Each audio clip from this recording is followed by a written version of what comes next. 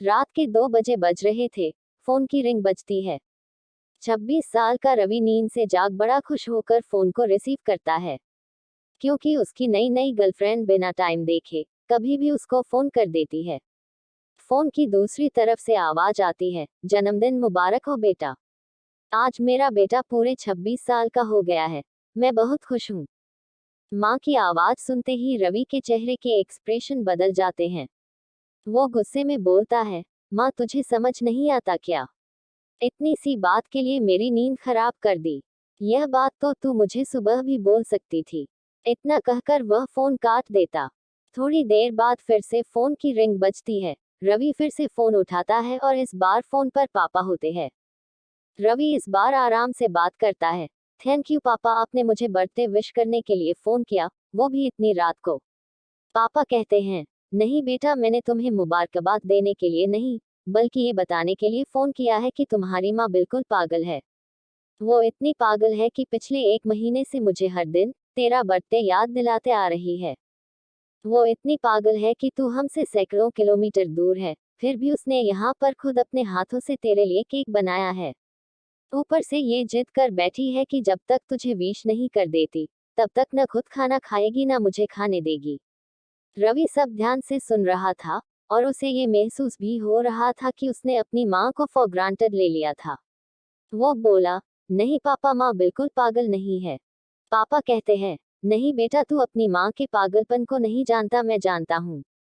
वो तो 26 साल पहले ही पागल हो गई थी, जब डॉक्टर ने उसे कहा था या तो हम बच्चे को बचा सकते हैं या आपको।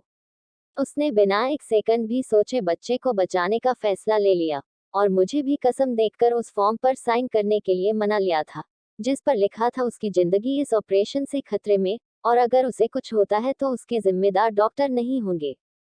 अब तू ही बता, बिना तुझे देखे जो औरत तेरे लिए मरने को तैयार हो जाए, उसे हम पागल नहीं कहेंगे तो क्या कहेंगे? इतना कहकर पापा ने भी फोन रख दिया। रवि ने भी अब यह महसूस किया था कि वह जो कर रहा था वो भूल नहीं, गुनाह था। हाँ, एक बार किसी इंसान को दुख दो तो कोई बात नहीं, लेकिन भगवान को दुख देना गुनाह ही होता है। और माँ भगवान से कम नहीं होती। पश्चाताप के आंसू उसकी आंखों से बह निकले। सवेरा होते ही रवि अपने घर की ओर रवाना हो गया, अपने माँ बाप से माफी मांगने के लिए। घर पहुंचते ही उसने पहले माँ से माफी मांगी, जिसने उसे गले से लगा लिया। फिर वह अपने पापा से माफी मांगने लगा। पापा ने कहा, कोई बात नहीं बेटा, जा तू वापस चला जा। तेरी माँ हमेशा कहती थी कि तू उसे बुढ़ापे में संभालेगा, लेकिन मैं उसे समझा दूंगा, जैसे आज तक मैं उसे संभालते आया हूँ, वैसे ही आगे भी मैं उसका ख्याल रखूंगा। उसे भी यह समझ लेना चाहिए, जो बेटा उसके एक फोन करने से परेशान हो जाए, वह उसे उम्र भर क्या संभालेगा। बाप की ऐसी कड़वी बातें सुन रवि की आंखें बहने लगी। वो सर झुकाए अपने बाप के सामने चुपचाप खड़ा रहा। अपने बेटे को परेशान देख माँ आगे आती है और पापा को कहती है, जाने दीजिए, माफ कर दीजिए, हमारा ही बेटा है।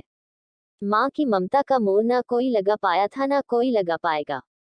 9 महीने प्रसव की पीड़ा सहन करके हमें नई जिंदगी, नई दुनिया में लाने वाले माँ ही हमारी हर गलती को माफ कर सकती है।